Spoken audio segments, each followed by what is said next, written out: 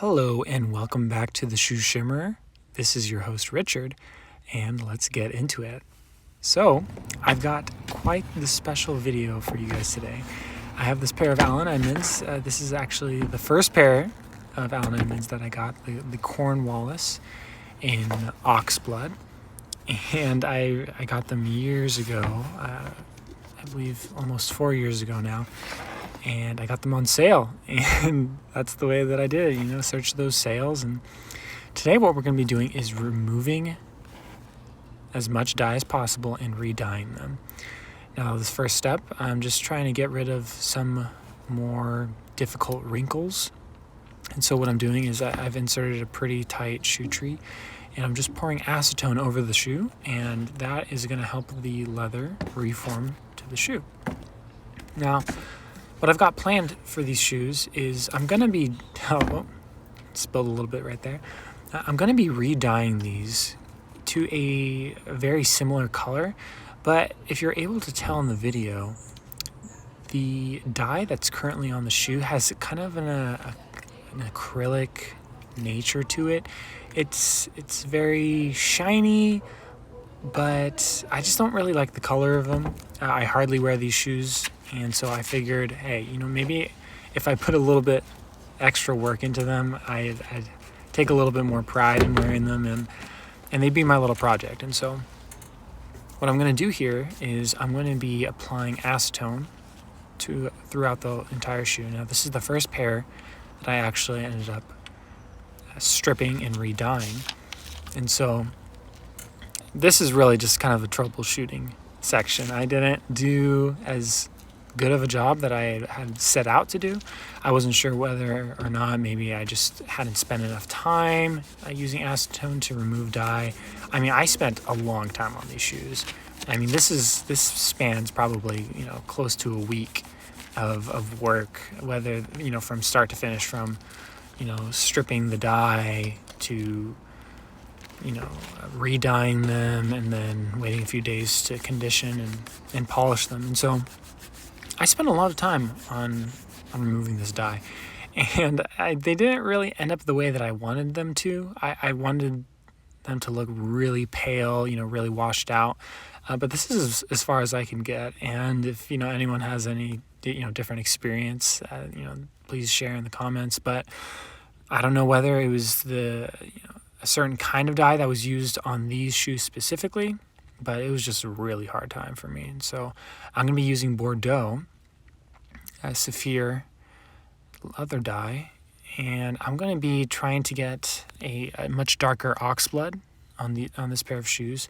And then I'm going to also go back and give some black accents. Now, again, this is my first time dyeing, and I've heard people talk about how nerve-wracking it can be to begin this process, because when you're putting that dye on that shoe, it's really supposed to be permanent. You're gonna have a really hard time removing any of it, and odds are if you want to correct a mistake that you've made, you're gonna have to leave the shoes in the sun for quite a long time, and that's gonna slowly correct the leather. It's going to slowly lighten them up. And so I had the attitude of, we're going to try this, we're going to jump right into it, and we're going to do the best that we can. But if you're going to be dyeing your shoes, you need to have an attitude of it's not going to be perfect, especially if it's not your first time. And so I applied several coats. This is still the first coat of the first shoe, and I made a few jumps actually, just so, for the sake of time. But you're going to want to apply the dye, and then you're going to want to let it sit and dry. You don't want to continue applying until you reach the desired depth of color that you want. You're going to have to let it dry, or else you're going to be a little bit surprised with the results. And so I can't stress how important it is to let it dry between each application of dye. Now, as you can see here, I had read that if you apply too much dye, some of the leather, can become oversaturated and get that really metallic look. And so I had read, that you can just brush over it with a cloth, but I figured if I'm just kind of spreading around the dye with a brush, then it should get the job done. And so that's what I did.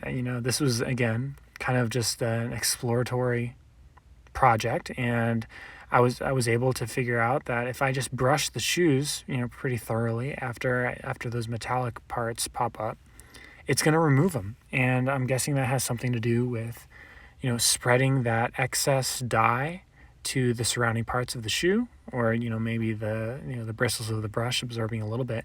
But after I was done with this process, I didn't really notice a change in the color of my brush or of the horsehair. And so I think really what's happening is you're spreading around the excess to the areas that maybe don't have as much.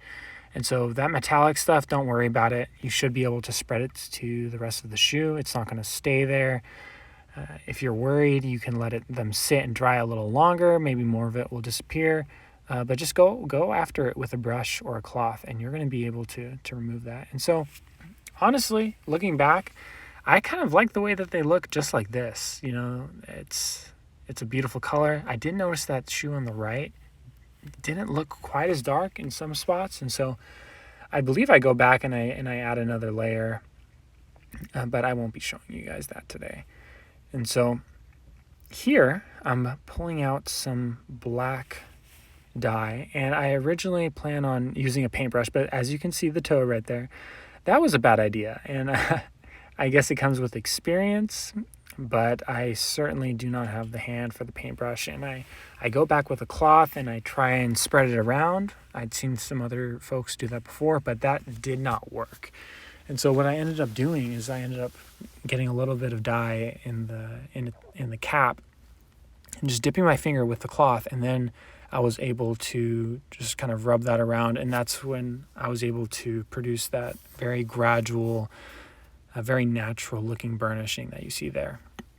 And so now you see me now with a little Q-tip adding some detailing, and this is something I wanted to do. I wanted to have a little black dye around the broguing of the shoe, especially the medallion on the toe cap.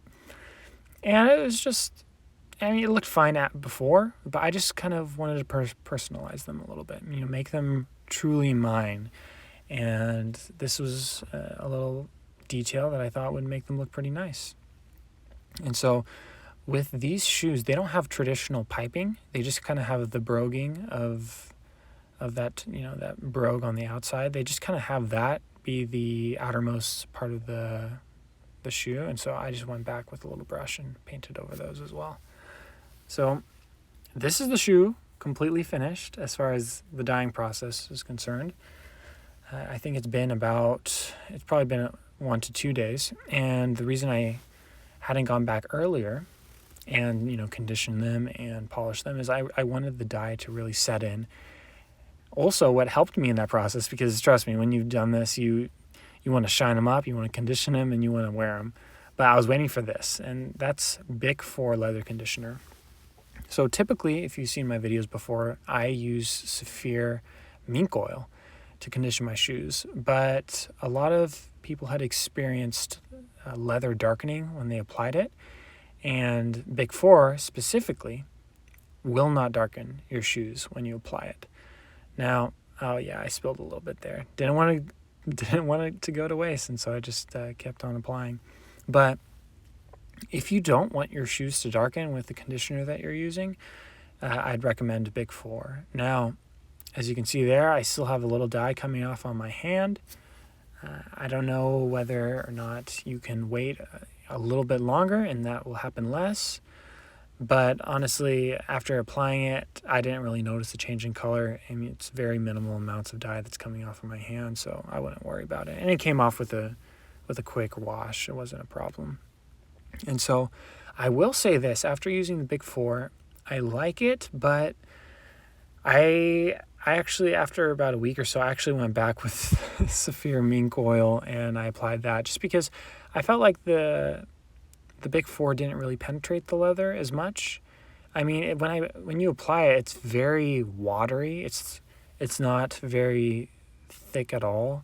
And I don't know, I wasn't really happy with with what it produced in the leather. I mean, it made them shine, and I guess it did a good job, but I just felt more comfortable with what I'm used to, and so I actually went back with Saphir Mink Oil. And so now we've moved on to the polishing process, and I wanted to just really seal in that black color for the toe caps as well as the heel counters.